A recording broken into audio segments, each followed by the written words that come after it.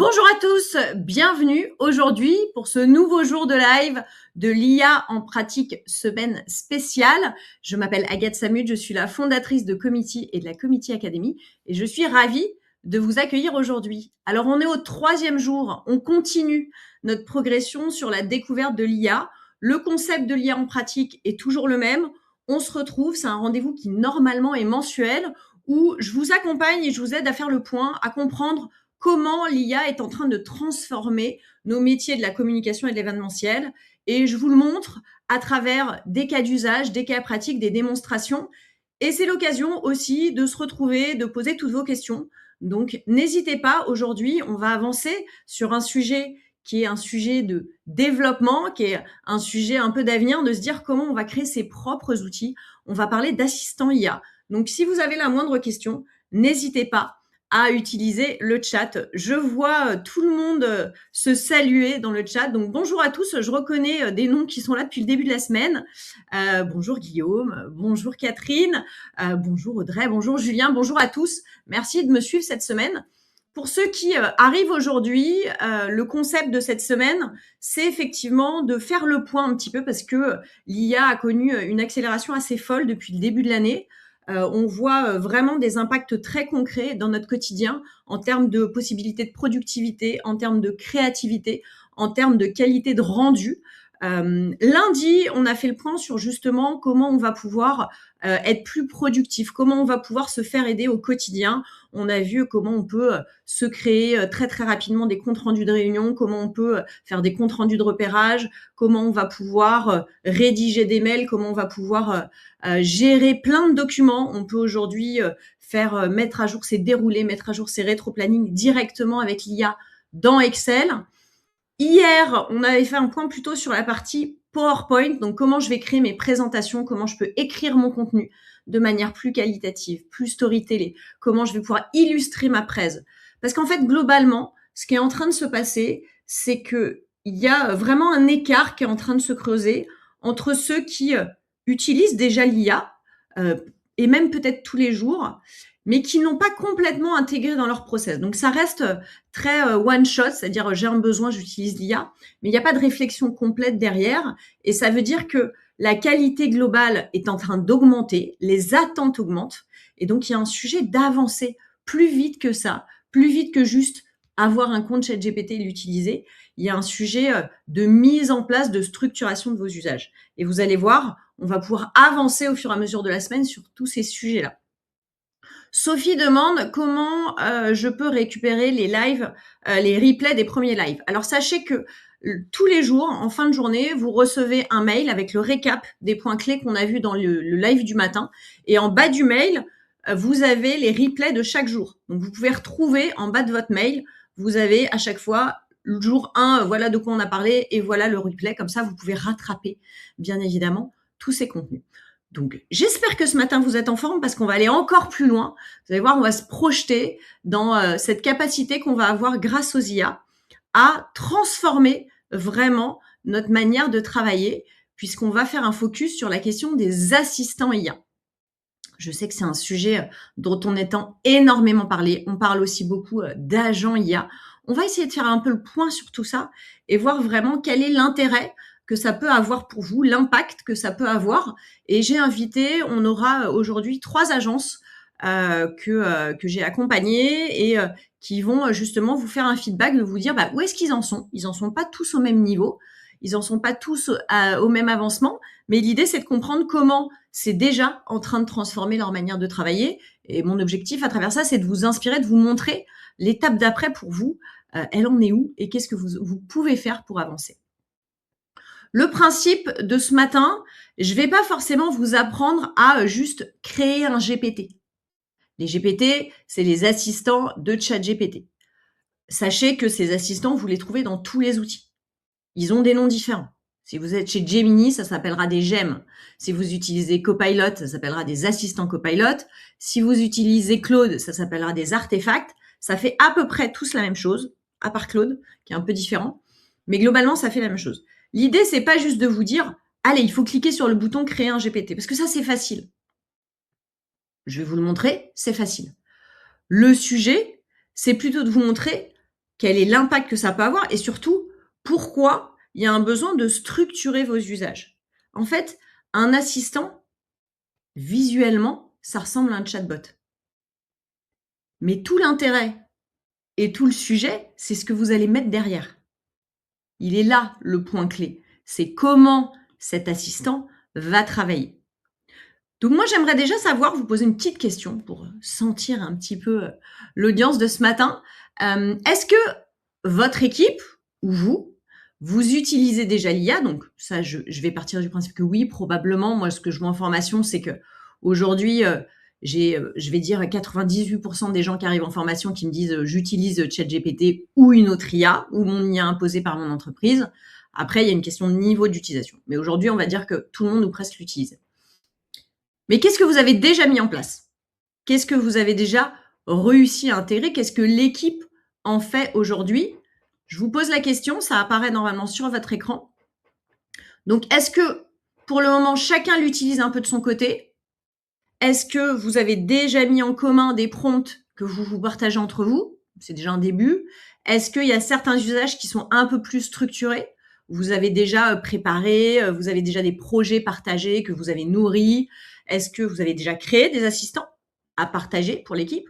Et est-ce que déjà ces assistants sont mis en place, partagés et utilisés par l'équipe? C'est un peu ça, les différents steps d'avancement. Qu'est-ce que je vois et qu'est-ce que vous me dites aujourd'hui par rapport à ce niveau d'intégration? Globalement, vous me dites presque à 80%, chacun l'utilise un peu de son côté. Ok, déjà, on va noter le point positif, ils utilisent, c'est déjà pas mal. Après, il y a des sujets de qualité d'utilisation.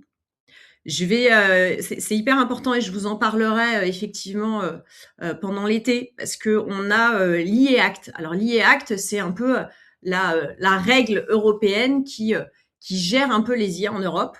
C'est un peu notre texte souverain qui a été mis en place il y a 2 ans et il rentre en application à partir d'août 2026 avec des nouvelles bases. Et parmi ces bases, il y a des choses très importantes à connaître, parmi lesquelles il y a le fait d'être obligé désormais, ce qui n'était pas le cas jusqu'alors, d'indiquer tous les contenus qui ont été générés avec de l'IA. Donc typiquement, tout ce qui est images, vidéos, il faut mettre un filigrane. Alors on n'a pas encore le texte précis de qu'est-ce qu'il faut indiquer et comment, ça va sortir.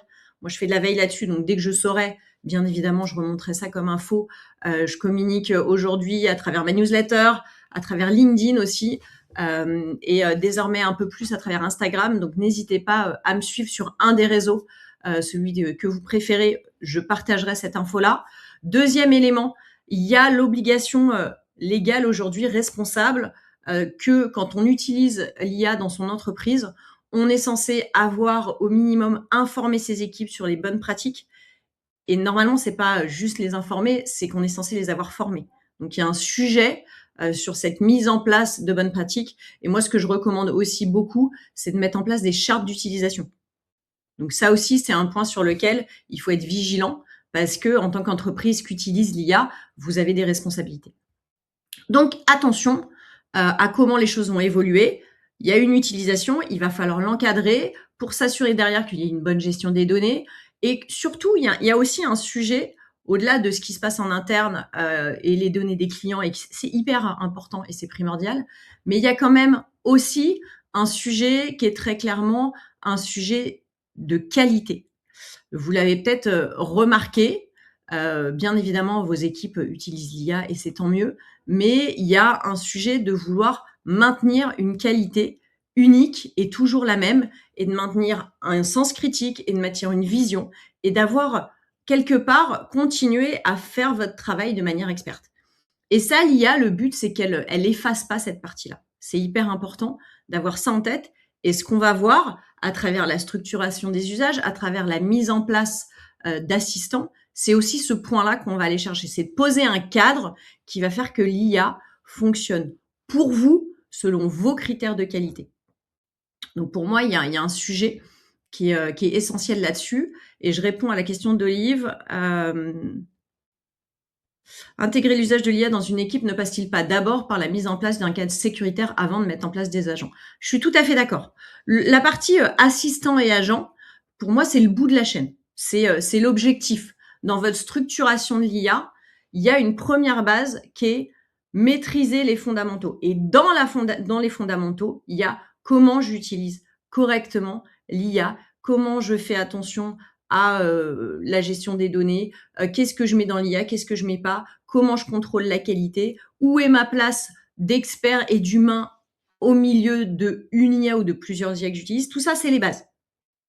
C'est la première partie. Et puis après, on construit une structure d'utilisation. Et à la fin, on va mettre en place des assistants. C'est pour vous montrer qu'il y a des étapes à franchir. Effectivement, le but, c'est pas de se dire, allez, chouette, je vais aller me faire mon assistant tout de suite. Vous pouvez tester, mais derrière, l'impact business, il va aller chercher dans la mise en place d'outils structurés. Aujourd'hui, le contexte économique, vous le savez, il a évolué. Il y a plus de consultations sur les appels d'offres. Il y a des attentes aussi plus élevées du niveau du client parce qu'il commence à être habitué. Quelque part, on voit des presses qui sont de plus en plus immersives avec des images hyper léchées grâce à l'IA, des scénographies qui sont présentées, des vidéos immersives. Enfin, on a un niveau d'attente qui commence à augmenter. Pourtant, on a des équipes qui sont déjà bien sollicitées. Les délais sont de plus en plus courts. Les budgets aussi sont de plus en plus courts. Et on nous demande, quelque part, des rendus qui sont de plus en plus aboutis. Donc, on est pris dans cette espèce de phénomène où il y a une course vers l'avant. Et en même temps, pour vous, en tant que créateur, concepteur, organisateur d'événements, il y a un sujet d'exigence de qualité et de rentabilité qui doit être maintenu. Et l'IA, pour moi, elle tire pas tout ça vers le bas. À partir du moment où elle est bien mise en place au bon endroit, elle va accompagner ce process, garder son exigence. Et c'est vrai que l'écart, moi, je trouve que là, depuis 1 an, et c'est en train d'accélérer effectivement depuis le début de l'année, c'est pour ça que je voulais faire ce point avant l'été, pouvoir vous aider à ouvrir des réflexions sur ce qu'il faut mettre en place sur les mois à venir. C'est comment effectivement je vais pouvoir anticiper, mettre pour moi l'IA à ma disposition pour m'aider à maintenir mon niveau de qualité, à être capable de sortir des recommandations, des comptes rendus, d'automatiser certaines tâches sur lesquelles j'ai moins de valeur ajoutée et de rebasculer mon temps disponible justement sur là où on m'attend, là où j'ai de la valeur à apporter. C'est quoi ce temps-là? Comment vous allez l'investir? Ça, c'est à vous de choisir. Mais globalement, pour moi, ce temps que vous libérez en exécution basique sur des fichiers, des écritures, des Excel, sur des PowerPoint, typiquement, on passe des heures à faire des PowerPoint, ça n'a pas de valeur ajoutée au final, pas vraiment, pas complètement. L'idée, c'est de se dire, je vais passer plus de temps à développer du relationnel avec mon client, je vais pouvoir potentiellement aller chercher du business, être dans des endroits où je vais pouvoir rencontrer potentiellement des clients. Je vais pouvoir aussi être plus dans la veille, être plus créatif, aller m'inspirer un peu différemment. Je vais pouvoir aller voir de nouveaux lieux, rencontrer des nouveaux prestats. En fait, m'enrichir personnellement, parce que c'est ça qui fait votre valeur. C'est ça qu'on va venir chercher.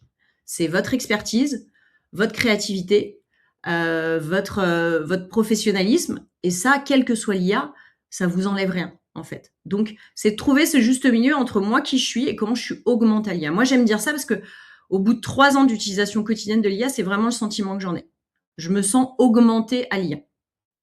Parce que je fais mieux, je suis capable de faire plus et j'ai aussi du temps pour continuer à développer mes compétences et accompagner mieux mes clients. Donc, tant que chacun utilise effectivement l'IA un peu dans son coin, en fait, vous transformez pas votre organisation, vous transformez pas la manière dont vous travaillez, et donc vous arrivez peut-être pas forcément encore au niveau que vous pourriez atteindre grâce à une structuration de votre usage. Donc, il faut avancer sur le sujet, et c'est pas juste une question d'outils, c'est une question collective en fait de mettre en place cette transformation, parce que ça vous aidera à maintenir de la marge, puisque les heures seront pas utilisées de la même manière, de la qualité dans vos rendus, d'économiser du temps, parce qu'il y a beaucoup de temps perdu, mine de rien, avec toutes les déclinaisons de texte qu'on doit faire, les fichiers à mettre à jour. On peut économiser ce temps-là. On peut aussi aller chercher de la transmission, comment on va se passer les informations plus facilement et comment on va quelque part rester dans la course pour être plus compétitif aussi. Donc ça, c'est des points qu'il faut avoir en tête. C'est pas juste quel outil j'utilise. Bien évidemment, c'est des questions. Moi, quand j'accompagne, on fait un point avec l'équipe. Qu'est-ce qu'on prend comme outil? Qu'est-ce qu'on prend comme abonnement? Enfin, tout ça, c'est des questions qu'on pose tout à fait à chaque fois. Si vous voulez globalement une équipe qui avance sur le sujet, je pense que c'est pour ça que moi j'ai voulu faire ce live maintenant, parce qu'il y a un sujet d'anticipation. Pour ceux qui le savent, vous avez la capacité d'obtenir des financements. Donc il faut vous en occuper maintenant pour que les financements, l'étude de votre dossier se fasse là pendant l'été, et au moins vous pouvez planifier des sessions sur la fin d'année. Vous prenez du recul, vous prenez du temps, vous planifiez. Au moins c'est dans les agendas. On prend le temps de monter les dossiers de financement, vous attendez de recevoir effectivement le montant de votre financement et ensuite on décline.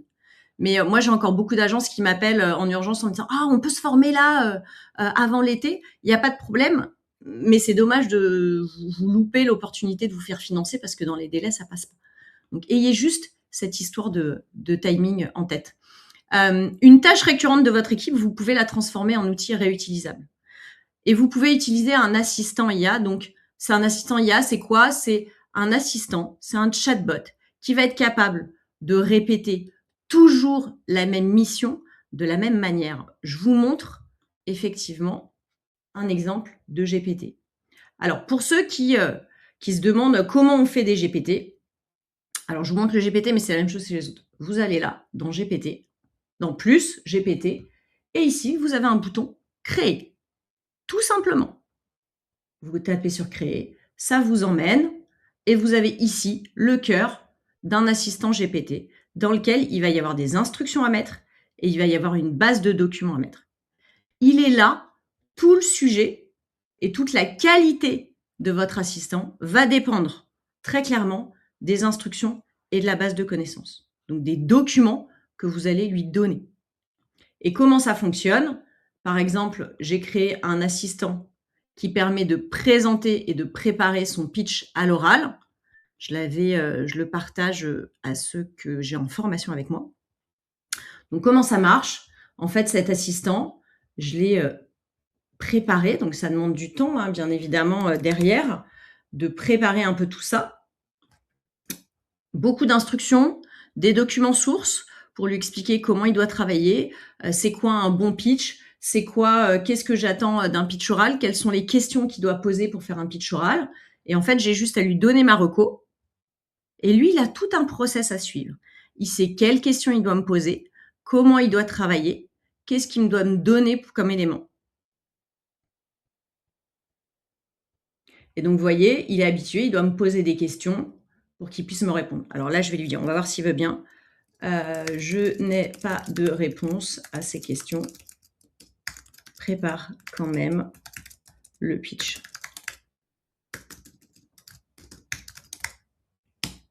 Peut-être il va insister, parce que normalement, je l'ai briefé pour qu'il ait ces éléments. Il a besoin de ces éléments pour travailler, mais il va peut-être quand même essayer de me le faire. Quid de la question des données de l'entreprise RGPD? Bien évidemment, c'est une question clé. Ça passe forcément par des abonnements payants. D'analyser quel outil vous voulez utiliser, comment vous allez l'utiliser, comment l'équipe va utiliser les différents abonnements pour pouvoir justement protéger vos données. Est-ce qu'on peut monter une team de 3 profils pour t'accompagner? Tu crées un GPT Dream Team. Non, on va pas faire comme ça, parce qu'en fait, le concept de l'assistant, c'est qu'il a une mission spécifique. Donc, si on veut 3 profils, on va créer 3 assistants, 3 experts, 3 spécialistes. Donc, vous voyez que mon assistant, mon pitch event, je l'ai conçu pour lui donner ma reco, et il va me dire qu'est-ce que je dis à l'oral, quel slide je garde, quel slide je dois supprimer dans ma presse actuelle, qu'est-ce qu'il faut que je mette en forme. Il peut me conseiller des visuels à rajouter. Et donc, il va m'aider sur le timing, sur qu'est-ce que je dois dire à l'oral pour tenir. Donc là, il est parti du principe que ça durait 30 minutes de pitch. Donc, vous l'avez vu peut-être ici. Il me pose des questions. Combien de temps t'as pour présenter? Devant qui tu vas parler? Tout ça, c'est des questions que moi, j'ai mis en place dans ces instructions. Donc, en fait, au-delà de la manière de le créer, puisque la technique, elle est hyper simple, le sujet, c'est plutôt comment on va créer ces instructions et comment on va mettre tout ça en œuvre.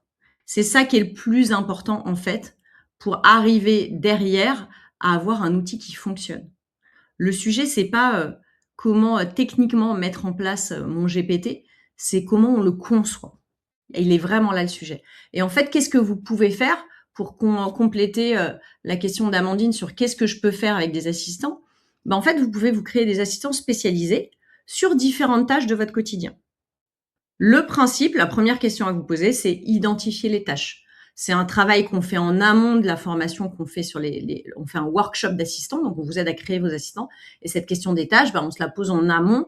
On a des questionnaires, on a des propositions pour vous aider à d'abord commencer par l'assistant qui aura le plus d'impact pour vous.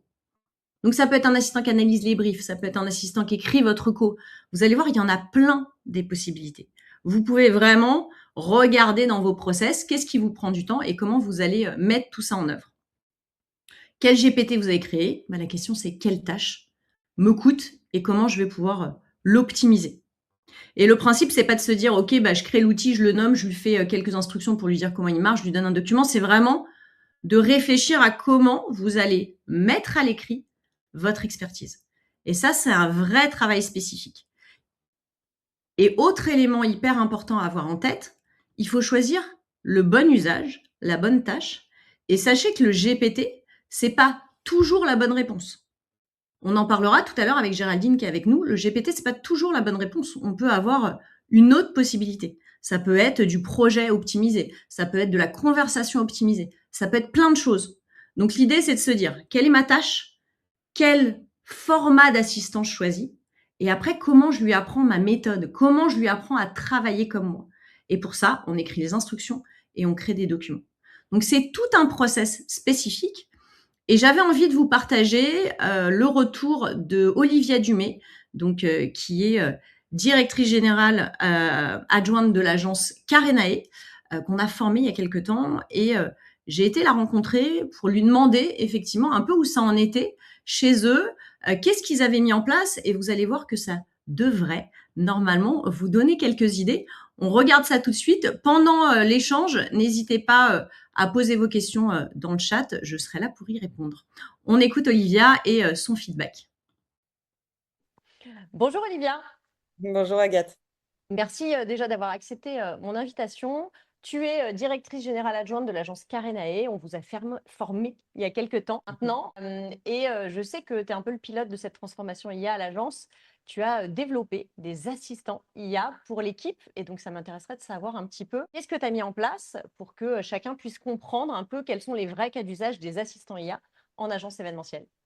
Oui, bien sûr. Je vais vous raconter tout ça. Alors effectivement, quand on a mis en place ChatGPT pour l'ensemble des collaborateurs, finalement, on l'utilisait tous comme une sorte de grosse barre Google de recherche. Donc, on avait des résultats qui étaient évidemment pas pertinents.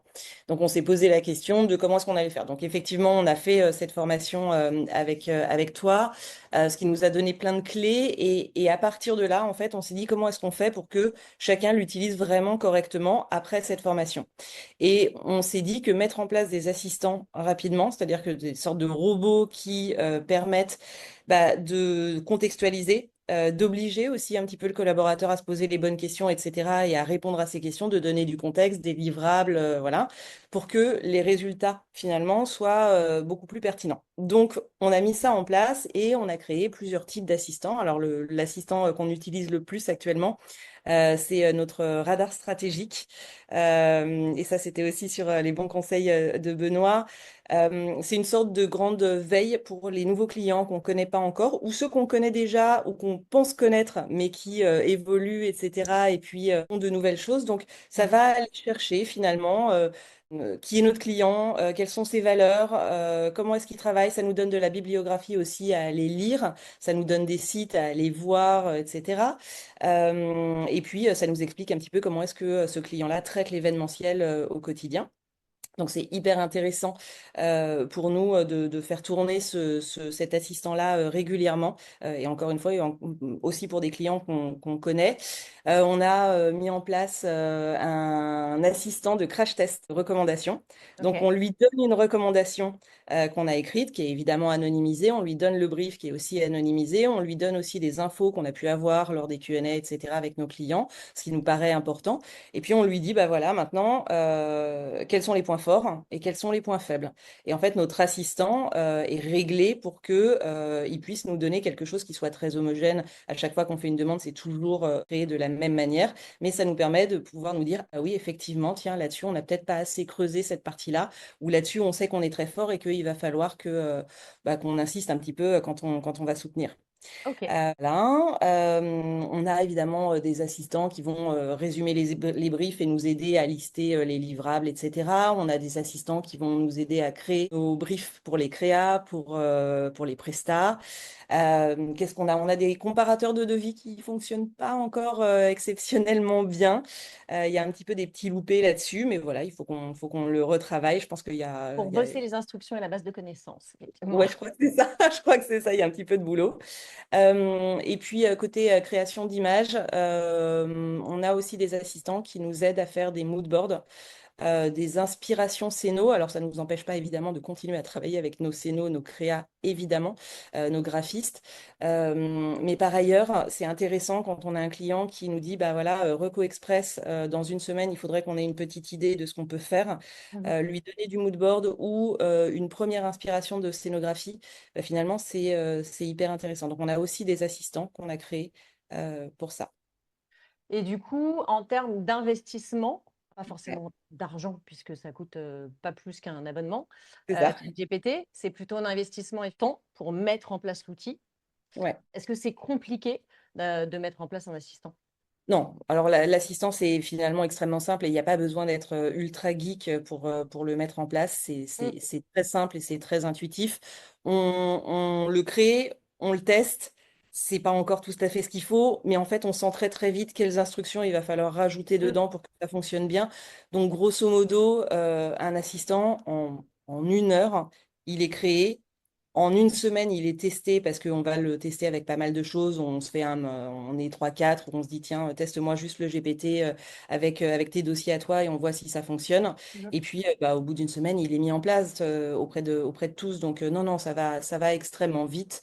Et surtout, en fait, la limite, c'est simplement notre imagination parce que des besoins, il y en a toujours et des tâches récurrentes, en fait, on les identifie au fur et à mesure. Donc, Oui. en fait, on crée des GPT très régulièrement en se disant, mais oui, mais en fait, ça, finalement, l'IA peut le faire, peut nous aider.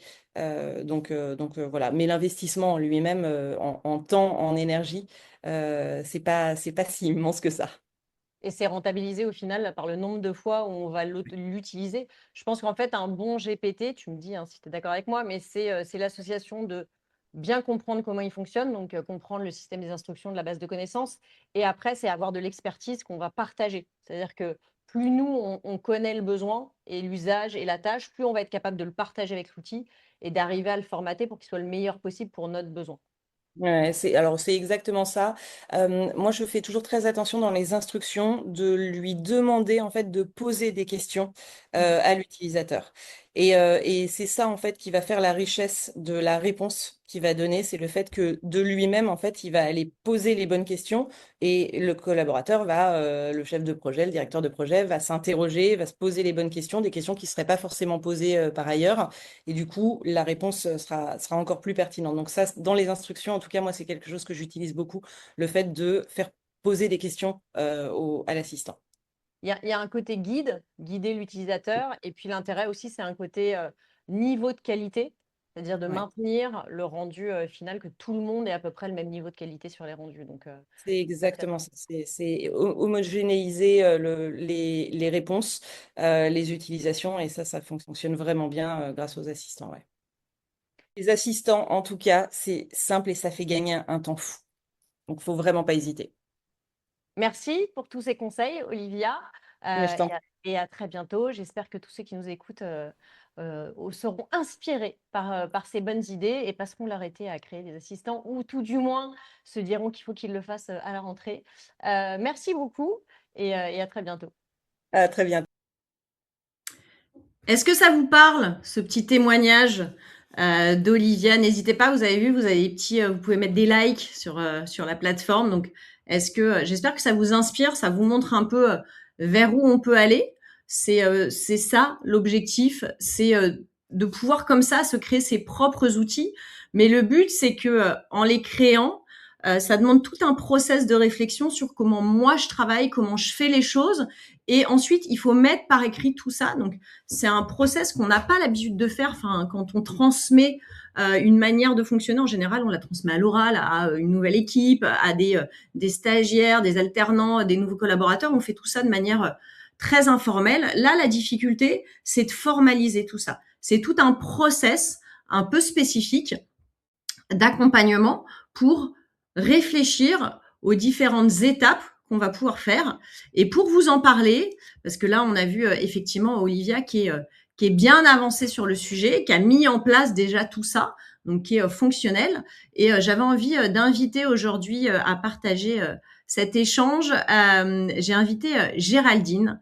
Donc Géraldine Gandet, bougez pas, je la fais rejoindre la scène. Comme ça, Géraldine va pouvoir se présenter. Bonjour Géraldine, ça va? Bonjour Agathe, ça va très bien, merci.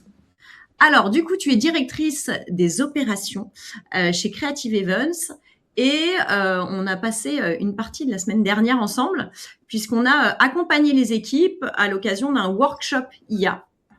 Donc, où on vous a accompagné effectivement donc pour expliquer un peu comment ça s'est passé. On a réuni toute l'équipe. Vous avez tous bossé en petits groupes sur des sujets pour développer vos propres assistants et pour vous montrer un petit peu comment vous pouvez faire. On vous a guidé et puis vous avez fait. Donc, pourquoi déjà, première question, pourquoi vous avez souhaité mettre en place des assistants IA? Disons que l'IA, ça faisait partie de notre quotidien. On l'utilisait tous individuellement, mais de façon assez basique pour faire quelques prompts, nous aider à écrire des mails, traduire des documents. Mais on avait envie en fait d'exploiter plus l'outil de manière un petit peu plus processée et surtout moins artisanale. Donc voilà, l'objectif du workshop, c'était surtout de passer un cap, pas utiliser seulement l'IA comme un outil conversationnel, mais apprendre à créer des vrais assistants capables de reproduire des méthodes de travail, notre façon de travailler en général. Alors, raconte-nous, qu'est-ce que vous avez fait du coup pendant le workshop? Alors, pendant le workshop, on a appris à créer des assistants. Donc c'était très nouveau pour nous. On l'a fait sur 2 sujets différents. C'est un workshop qui s'est fait en 2 parties. Oui. La première, on s'est focalisé sur la question de la productivité. Donc on est allé créer, en tout cas aborder la création d'outils d'aide, on va dire, à la productivité. Des assistants, enfin un assistant de compte rendu, un assistant de rétro-planning, un assistant pour nous permettre de faire des comptes rendus de repérage pour notre équipe voyage et un assistant RSE pour nous aider à optimiser notre impact, en tout cas sur nos productions. Donc ça, c'était le premier volet. Et le deuxième volet, on s'est intéressé plus spécifiquement à la partie créative, conception. Donc là, on a été créer un assistant brainstorming, idéation, et des assistants pour écrire nos recos. Donc ça a été grosse découverte, je pense, pour tout le monde, de la potentialité, en tout cas, des outils à disposition avec l'IA. Effectivement, le gros travail, et tu me dis ce que tu en penses, mais le gros travail, c'était pas seulement, par exemple, donc toi, tu as travaillé effectivement sur la partie reco. Ouais. Donc, en fait, on a réparti l'équipe en fonction des sujets et des besoins. On avait fait un travail en amont sur les tâches des uns et des autres et on avait identifié comme ça quels étaient les bons assistants. Si je dis pas de bêtises, on a créé, oui, c'est ça, on avait fait une dizaine d'assistants. On a créé une dizaine d'assistants pour vous sur les 2 sessions. Et donc, sur la partie reco, le gros travail qui a été fait, c'était en fait de mettre par écrit et sous forme de document, c'est quoi une recommandation événementielle? Et il y a une équipe qui a fait la reco voyage parce que c'est 2 choses différentes. C'est quoi une recommandation pour vous Creative Events? C'était un peu ça le travail que vous avez dû faire. Bah, moi, c'est ce qui m'a le plus interpellée parce que je pensais avoir une formation un peu technique, sauf que la technique, en fait, on l'oublie vite, c'est hyper facile. L'IA vous guide, donc et si vous avez une question ou une interrogation, vous demandez à l'IA. Donc finalement, la technique, il n'y a pas de sujet. Ce qui a été un vrai travail et qui est hyper intéressant, je trouve, c'est toute l'analyse, en fait, la création d'une méthode. On s'est rendu compte que parfois on n'en avait pas, donc ça révèle aussi des choses. Ce qui est intéressant, c'est qu'in fine, l'IA, ça va nous faire gagner du temps, mais ça nous a forcé à réfléchir à notre façon de travailler et peut-être de trouver notre singularité aussi là-dedans. Donc hyper intéressant comme exercice, comme introspection, parce que par exemple, quand on a créé l'assistant IA Reco, on a dû écrire notre propre charte éditoriale. Quels sont les mots qu'on veut avoir, la typologie de vocabulaire, ce qu'on veut pas avoir. Ça, c'est des choses auxquelles on n'avait jamais vraiment pensé. Je pense qu'ils peuvent être encore travaillés, Bien sûr. mais je m'attendais pas à ça en fait. Et là où on a peur de standardisation, parce que l'IA va répondre pour nous, au final, j'étais hyper étonnée de l'hyper personnalisation que ça demande et du fait que ça structure complètement nos méthodes, enfin que ça crée quasiment un manuel de travail qu'on n'avait pas au sein de l'agence. Et c'est génial parce que effectivement pour des nouveaux arrivants, pour des freelances, parce qu'on est quand même dans une activité où on travaille beaucoup avec des compétences externes. C'est top d'avoir ces espèces de guidelines qu'on n'avait pas. Donc ça a été la grosse surprise en tout cas pour moi. Ça formalise, c'est vrai que c'est aussi ça qui est intéressant, c'est que le risque, c'est justement si on se dit juste dans une conversation, rédige-moi ma reco. Alors bien évidemment, l'IA va être capable de le faire, mais ça risque de standardiser un petit peu, de se retrouver avec des recos qui sont toutes un petit peu les mêmes parce que tout le monde a fait la même chose, tout le monde a dit écris-moi ma reco dans son IA. Là, ce qu'on vous accompagne à faire, c'est de pouvoir comprendre votre touch à vous et pour pouvoir créer justement une espèce de template, de document de référence que l'IA va être capable d'utiliser pour reproduire. Et ce que tu disais et qui est hyper intéressant, c'est ce côté transmission avec l'ensemble des équipes et même de freelance extérieurs et en même temps maintien de la qualité. C'est-à-dire à chaque fois de pouvoir se dire voilà, j'ai ce document de référence que l'IA va pouvoir utiliser. Et ce qui est pas mal, c'est que ce qu'on a vu ensemble, les documents que vous avez créés, alors on n'a pas fait que des assistants GPT parce qu'on s'est rendu compte qu'en analysant, c'était pas forcément toujours la bonne réponse. Parce que le GPT a un côté très intéressant qui a un côté très répétitif, mais il fait exactement la même chose, toujours exactement de la même manière. Et que quand on fait de la créativité, quand on fait de l'écriture, on a envie de pouvoir ajuster un peu. Donc, c'est là où on a vu que parfois, c'était des projets, parfois, c'était des conversations. Enfin, il y avait plusieurs niveaux. Mais ça donnait un petit peu de l'accompagnement personnalisé. Et donc, on a créé des GPT qui étaient des GPT vraiment qui sont au cœur de votre spécificité. Et puis, on a ce autre projet que tu as porté pendant ce workshop, c'était la question de la RSE et qui était intéressante. Quel est le but pour vous d'avoir développé cet outil qui est en fait complémentaire, qui va autant écrire la reco, ça vous aide à accélérer votre quotidien, autant ce GPT-là, il va vous assister sur quelque chose qui n'est pas encore tout à fait exploité, pas tout à fait fait.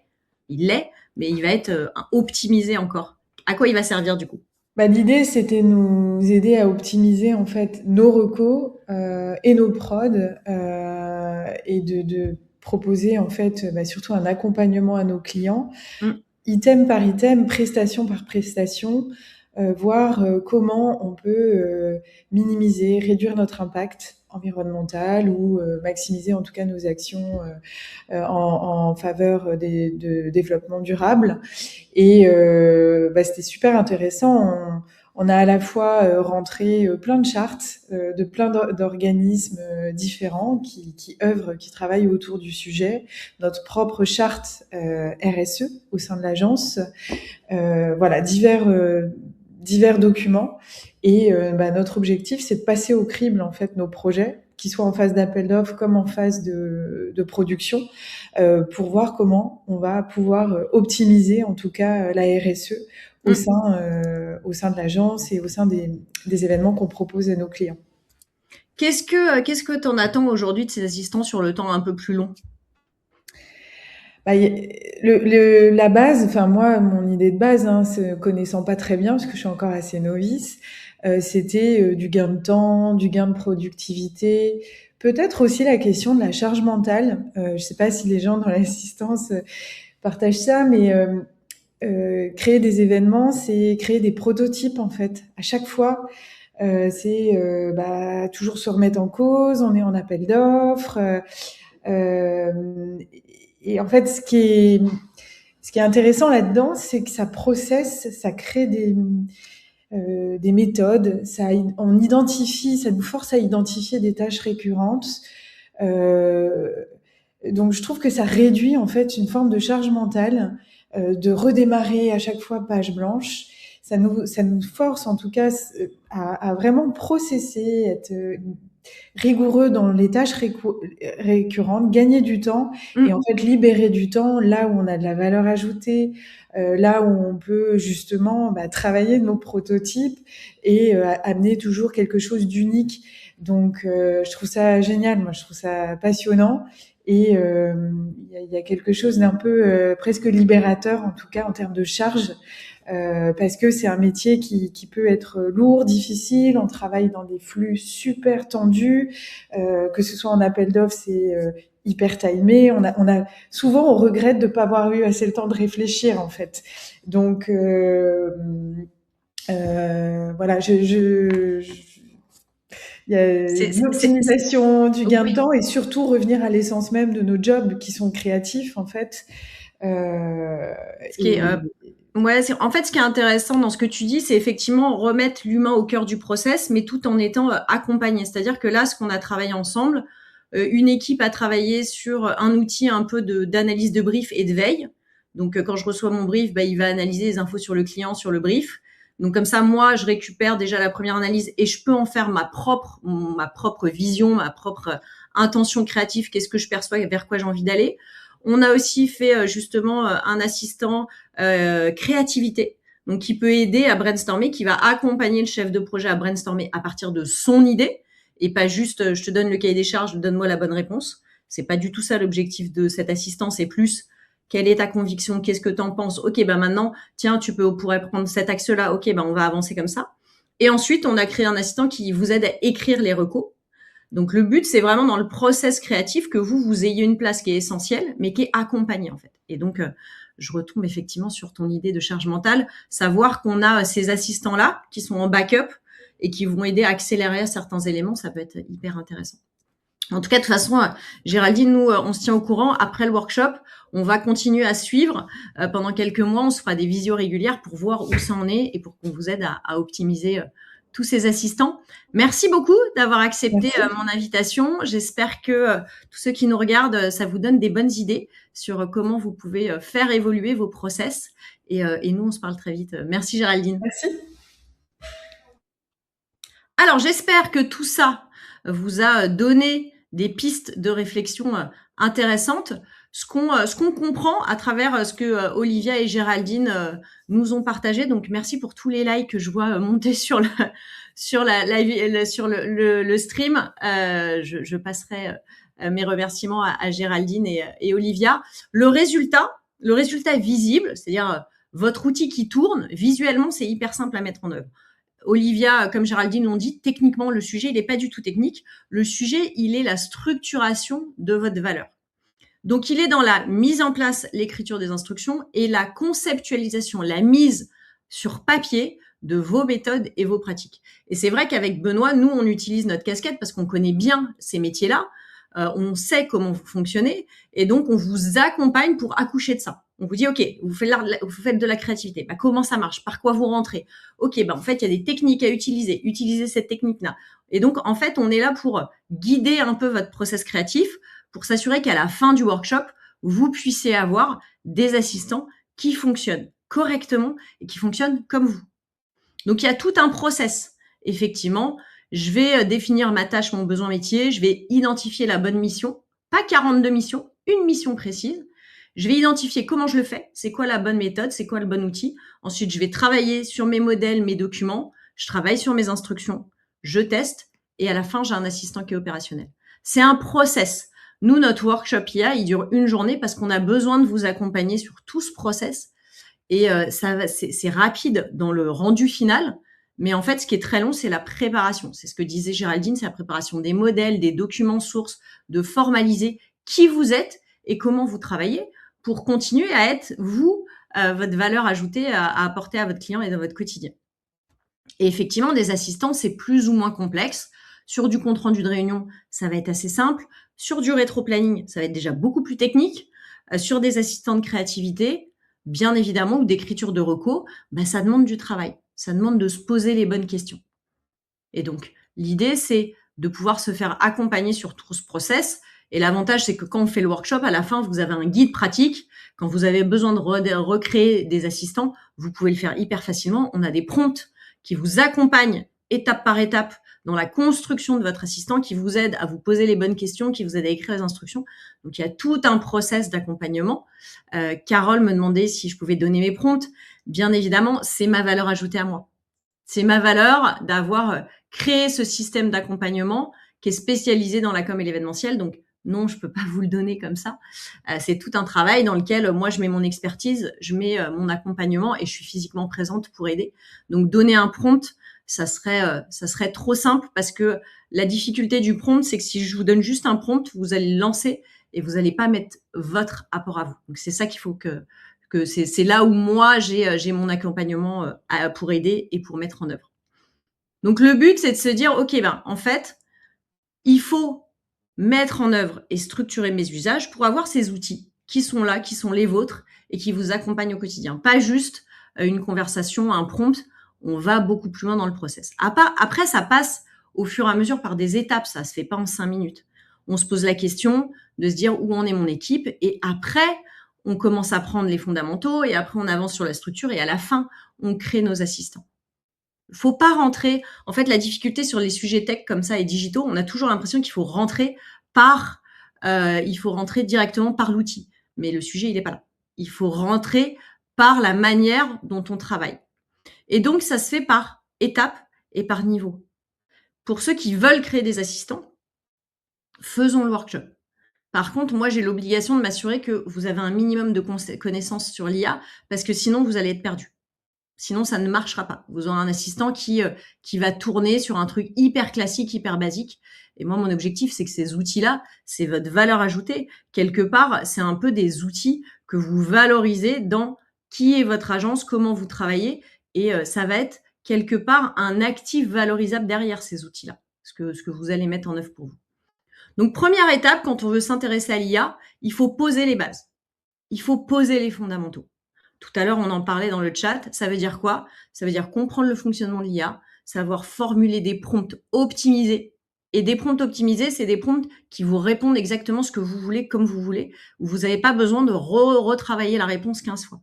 C'est, je te donne mon prompt, tout de suite, j'ai la bonne réponse. Et ce gap, il est... ce live-là, enfin cette formation-là, cette demi-journée, c'est une demi-journée, donc c'est pas très long, c'est une demi-journée, mais déjà, ça pose une structure. Et on voit vraiment un gap entre l'avant-après de j'utilisais l'IA, ok, j'ai compris, ça y est, je vois pourquoi c'était pas bon jusqu'alors. Donc ça, c'est la première base. Je pense que la plupart d'entre vous ont déjà fait la formation, au moins celle-là sur les fondamentaux, donc vous voyez de quoi je parle, ça pose la structure. Et on vous donne, bien évidemment, à chaque formation, c'est pas juste du temps qu'on passe ensemble, on vous guide, on fait des cas pratiques événementiels, communication, et on vous donne des guides pratiques. On vous donne par exemple le guide des 20 usages avec des prompts associés, on vous donne le guide des rôles, on vous outille pour que vous puissiez repartir avec des éléments. De manière très concrète, si vous avez envie de passer à l'action, parce que c'est le bon moment pour passer à l'action, il faut s'y mettre sérieusement, il faut construire votre progression sur ce sujet-là. Si vous vous dites, ah ouais, à un moment, j'aimerais bien avoir des assistants, ok, commençons par la base, posons la base de la pyramide, parce que l'assistant, il est tout en haut de la pyramide. Posons ça tranquillement. Quel est votre agenda? Vous avez des dates qui sont dispo tous les mois. On fait du présentiel à Paris, on fait du distanciel. Vous pouvez trouver le programme et la date qui vous convient. Et sachez que pour vous aider à passer à l'action, je propose de vous faire une remise pour tous ceux qui valideront et prendront une formation entre maintenant et le 15 juillet. L'objectif, c'est que vous décidiez. Après, vous partez en vacances. Au moins, c'est dans votre agenda, c'est prévu. Parce que moi, j'ai une règle. Je dis que tout ce qui n'est pas dans l'agenda n'existe pas. Donc, tant que c'est pas dans votre calendrier, ça n'existera pas. Ça sera en permanence repoussé. Donc, si vous dites, OK, il faut vraiment que je le fasse, calez une date. Calez une date. Et donc, la formation de la demi-journée qui est à 320 €, on la descend à 290 pour les formations de septembre et octobre. Donc, planifiez avec nous et au moins, vous serez prêts. Ce que je vous invite à faire pour ceux qui ont encore des questions, je vous donne accès à mon agenda si vous voulez prendre rendez-vous avec moi pour faire un petit peu un diagnostic de où vous en êtes et quel est votre niveau actuel et quelles sont vos prochaines étapes. Et je vous partage aussi, pour ceux qui veulent consulter, le catalogue complet. Donc, comme ça, vous pouvez voir un peu quels sont les différents niveaux. Donc, on a un premier niveau qui est les bases. Le deuxième niveau qui est hyper intéressant, c'est de structurer ses usages. C'est vraiment de commencer à passer à votre environnement de travail. Comme vous avez un environnement Notion ou un Drive dans lequel vous avez des dossiers, vous mettez des modèles, des templates, bah là, c'est pareil, on va repenser votre organisation à l'heure de l'IA. Et donc, on va continuer les questions de prompt, on va se poser la question de se dire, OK, comment je structure à partir du moment où je reçois mon cahier des charges jusqu'à le rendu de mon appel d'offres? Où est-ce que je mets de l'IA? De quelle manière? Est-ce que c'est des projets? Est-ce qu'il y a des instructions spécifiques que je mets dans mon projet et je crée des templates? C'est la base de commencer à poser un usage pertinent et répétitif de l'IA. Et ça, c'est pareil. On vous parle d'autres IA, on vous présente d'autres IA, on vous donne les liens vers ces IA, on vous donne des tutos pour utiliser d'autres IA. On vous dit aussi, on commence à parler de GPT, on vous montre les GPT, on vous explique comment fonctionnent les GPT, les instructions, tout ça. Là, l'idée, c'est qu'on vous donne les clés. Si vous voulez faire vos assistants, vous pouvez les faire. Vous avez ce qu'il faut pour. Donc là, c'est une journée complète, parce qu'il y a quand même beaucoup de choses à voir, qu'on fait soit en présentiel sur une journée complète, soit en digital, c'est 2 demi-journées. Là, je me perçois que les dates sont pas tout à fait correctes, mais c'est pas grave. Vous aurez tout. Si vous regardez dans le catalogue, quand vous cliquez sur demander un devis, vous avez la liste des dates qui sont disponibles. Et là, pareil, on propose actuellement une remise pour ceux qui se décident avant le 15 juillet. Ça vous permettra de planifier la fin d'année et au moins vous posez ces dates-là et vous avancez. Donc, on construit votre avancement. Ça vous permet d'atteindre ce niveau de je peux avancer sur la question des GPT. Là, on vous donne les clés pour faire des GPT, pour faire des assistants. Et ensuite, comme on l'a fait avec l'équipe de Géraldine, on peut venir vous accompagner. Donc, si vous êtes en équipe, on vient chez vous, à l'agence, et on bosse ensemble. On a une journée où on fait vraiment un workshop assistant et là où on crée avec vous les assistants. Donc, on est là avec Benoît et on vous accompagne. On fait des petits groupes, ils travaillent en binôme, en trio. On les fait travailler sur les sujets qui les intéressent et on accompagne chaque équipe pour qu'à la fin de la journée, on ait sorti des assistants fonctionnels. Si vous êtes freelance, là, les dates que vous voyez là, ou si vous êtes une toute petite équipe, si vous êtes moins de 6 personnes dans l'équipe, dans ce cas-là, vous venez sur les dates que vous voyez là sur la slide. On vous fait travailler ensemble. Et donc, il y aura d'autres équipes de d'autres entreprises qui vont travailler de leur côté. Il y aura des free qui vont bosser de manière individuelle. On accompagne vraiment en sur-mesure, en présentiel ou en digital. On vous recommande plutôt le présentiel pour le workshop. C'est plus facile, mais si vraiment vous ne voulez pas vous déplacer sur Paris, il y a des versions en digital. Et là, l'idée, c'est que vous arrivez le matin et en fin de journée, vous avez vos assistants. On en fait au minimum 2 par personne ou par binôme s'ils travaillent en binôme. Vous voyez un peu l'idée. N'hésitez pas si vous avez des questions. Je vois qu'il y a une question sur les financements. Les financements, on prend les financements entreprises, OPCO, donc OPCO, Atlas, AFDAS, AGFIS, tous les OPCO et les FAF pour les indépendants aussi. Si vous êtes micro-entrepreneur, sachez que vous avez un budget formation. Vous pouvez l'utiliser. Donc, n'hésitez pas à le prendre en charge et à poser la question. C'est des budgets, c'est une enveloppe budgétaire que vous avez à dispo à l'année. Si vous ne l'utilisez pas, vous allez la perdre. C'est un peu dommage. Donc, sachez qu'on peut vraiment, étape par étape, vous accompagner. Et j'avais envie de vous partager le retour de Frédéric. Frédéric, il est directeur général de l'agence CCE Organisation. On les a accompagnés aussi sur l'intégration de l'IA dans l'agence. Et je lui ai juste demandé de manière assez simple, j'ai demandé à Frédéric ce qui retenait de la formation et en quoi ça les avait aidés. Donc, grosso modo, c'était quoi les 3 mots-clés qu'ils retenaient de cette formation qu'il a fait avec nous? Le sujet, les travers et les avantages nécessaires, ça c'est sûr, parce que clairement, le sujet de je me sers des IA tout seul et je me fais accompagner pour effectivement bien cerner le sujet, les travers et les avantages par l'usage et la pratique du prompt juste, j'allais dire. Bah, pour moi, la formation, là, elle est clairement nécessaire. Si on veut obtenir vraiment ce qu'on veut obtenir, on doit en passer par là. L'ouverture, parce qu'effectivement, ça peut débloquer certains verrous par rapport à des gens qui seraient un peu réfractaires au sujet. Et troisième, bah, c'est efficacité, hein, clairement. Enfin, il y a un sujet efficacité ou performance. Ça ne démultiplie pas ou ça ne décuple pas la performance. Mais c'est vraiment le petit coup de boost. Bah, clairement, il est là. La formation, elle aide à ce boost-là. Bon.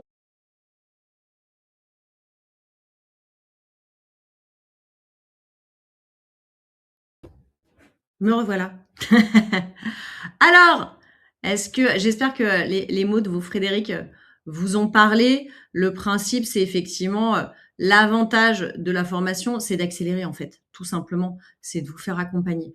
Donc, dites-vous bien que la rentrée, le meilleur moment pour préparer sa rentrée, c'est maintenant, c'est pas à la rentrée.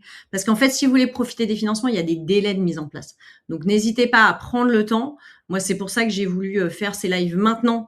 C'est pour vous donner les clés pour anticiper votre fin d'année, ne pas repousser. Je sais que la formation, c'est jamais une priorité. Mais si vous prenez pas au moment où vous vous dites, OK, c'est un peu plus calme, programmons. En fait, là, moi, je vous parle de bloquer une demi-journée, une journée, 2 demi-journées. Enfin, dans l'agenda, c'est gérable. Il faut juste l'anticiper. Donc, vous avez à disposition, je vous ai mis effectivement dans le chat, n'hésitez pas à retrouver le lien pour prendre rendez-vous avec moi, pour qu'on puisse en parler ensemble, pour regarder un peu tout ça. C'est vraiment ça qui est important. Je vous mets, vous avez aussi le QR code si vous voulez le scanner de manière simple. Ça vous permet de prendre rendez-vous. Vous avez tout à disposition. L'idée, c'est que je vous donne cette possibilité. Je vous fais une remise pour vous accompagner et pour vous aider à passer à l'action. Donc, n'hésitez pas à en profiter. Ça sera donc dispo. La remise, elle est valable jusqu'au 15 juillet pour les formations de septembre et octobre. Parce que moi, je suis un peu triste de me dire qu'on a un milieu qui est hyper créatif, où on fait de belles choses et qu'on est encore dans cette difficulté d'être des artisans, où on produit à la sueur de notre front. Je pense qu'il faut continuer à faire comme ça, mais si on peut se faire aider, franchement, c'est dommage de le refuser, quoi. Donc, arrêtez de faire tous les jours les mêmes tâches, de recommencer toujours la même chose. Et en même temps, côté IA, de réexpliquer à votre IA comment elle doit travailler. Parce que, en fait, même si elle a une mémoire, elle perd les bonnes pratiques parce que toutes les conversations communiquent pas entre elles. Donc, en fait, il y a des vrais gains à se poser sur cette question de comment je structure mon IA. Donc, prenez le temps de vous poser les bonnes questions. Discutons-en. Regardons, on en parle.